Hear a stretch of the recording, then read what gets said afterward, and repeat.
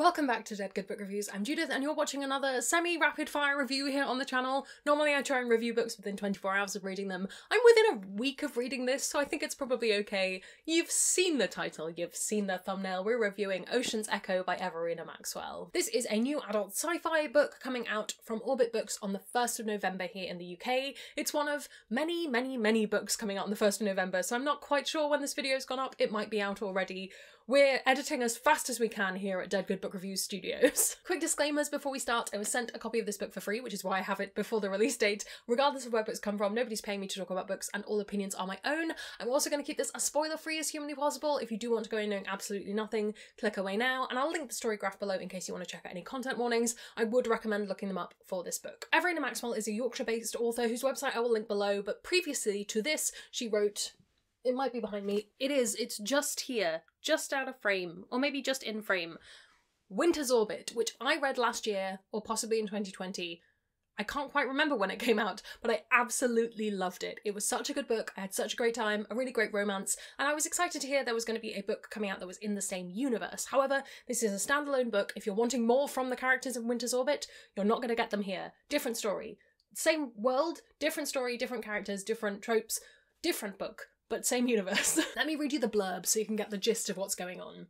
A socialite, a soldier, an unwilling bond. When Tanal, a rich socialite, inveterate flirt and walking disaster, is caught using his telepathic powers for illegal activities, the military decides to bind his mind to someone whose coercive powers are strong enough to control him. Enter Lieutenant Surratt, the child of a disgraced general. Under pressure, he agrees to be bound to Tanal and to keep him conscripted in the army, a task that seems impossible even for someone with Surratt's ability to control minds.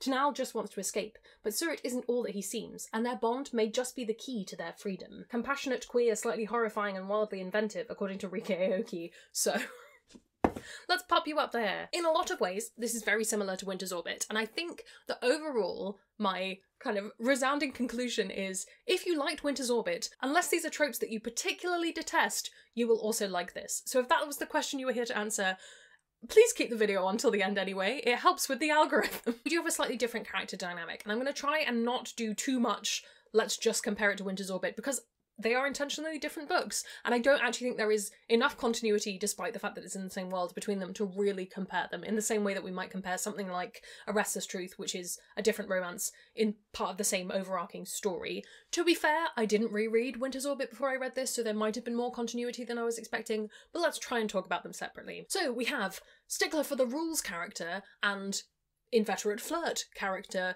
who doesn't really want to get on with the rules, but maybe the person learning the rules will realise that the system he is upholding is not so worth having, and maybe the person over here will realise that some rules are important and sometimes it's good to have a little bit of structure in one's life and will come together in a wonderful way. I don't know, maybe that would spoil it for you. I don't know what you're expecting in a romance book. I actually very much enjoyed how this story was set up. When I originally read the original blurbs and kind of some of the pre-stuff that gets sent to reviewers, I was a little bit trepidatious because mind control is something that I have a personal, quite hard line about not liking, but apparently it's quite soft because I still requested this. So typically, I think anything that involves mind control, if you're not getting into the specifics around consent, and that's not something you're intentionally dealing with, it often leaves quite a big gap where you're kind of just uncomfortable and confused, and I was interested to see how Everina Maxwell could handle it, because not to go back on what I just said about not comparing it to Winter's Orbit too much, but, you know, we're here now. I've done it. Winter's Orbit had a situation where a character was coming out of an abusive relationship, and one of the big things that came out of that was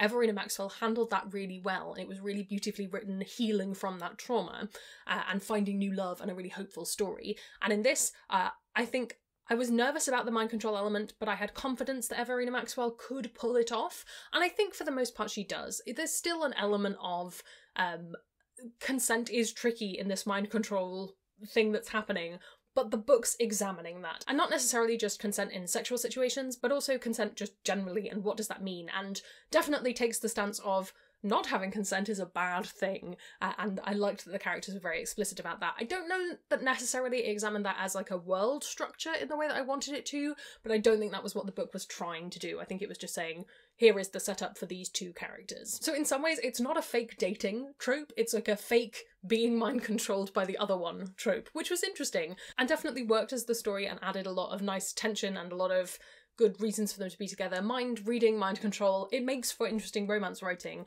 and I think Everina Maxwell handles it well, and all the various pitfalls that you could come across in that, I think she managed to step over them, at least for me personally. Often when you have these flirty, rebellious, scandalous characters, they can feel a little bit caricature-y, and I think that Tanal manages to get around that partly because we're in Tanal's perspective for a lot of the book. So it would be quite hard for him to be very, very two-dimensional, and it's very clear why he acts the way he does, and we get a good understanding of his motivations behind acting that way. And likewise, sometimes the stickler for the rules characters can be very, very one-dimensional or two-dimensional. I think so it feels three-dimensional. I really liked the way he grappled with his beliefs and the things that he's been indoctrinated to think and the things that he thinks for himself. I really enjoyed getting to see those things be picked apart. There's a lot of unpacking of loyalty in this book and where your loyalty lies and where the edges of your loyalty are malleable, and I think that the book does a really good job of exploring that idea in a way that I don't remember happening in Winter's Orbit in quite the same way, and I think because this is a military setting, that works much more because a lot of things are intrinsically very about loyalty in military societies and in military...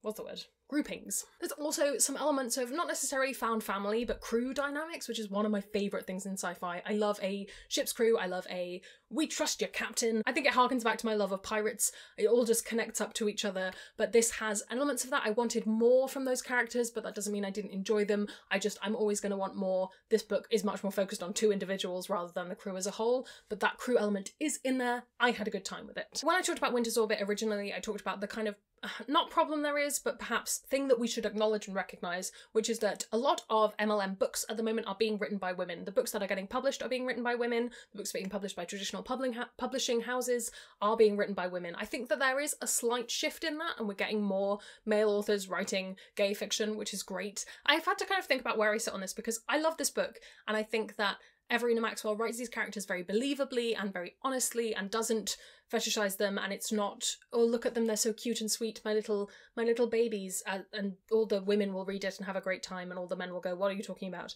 It didn't to me feel like it was written for women, which I think is often the problem, that things are just written for the female gaze and that doesn't make any sense.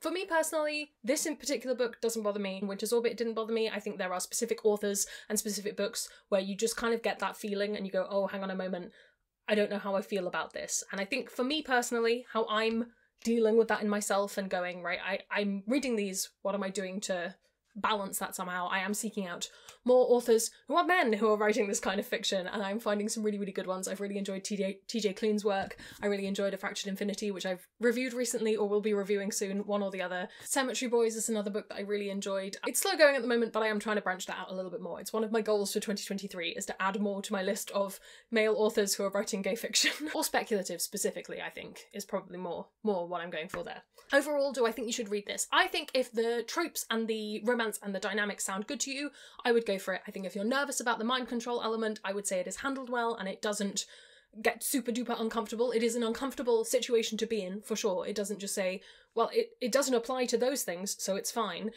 It still engages with those themes, but it does it in a really sensitive way. At least I felt so. Your mileage may vary. If you enjoyed Winter's Orbit, I think it's a good time.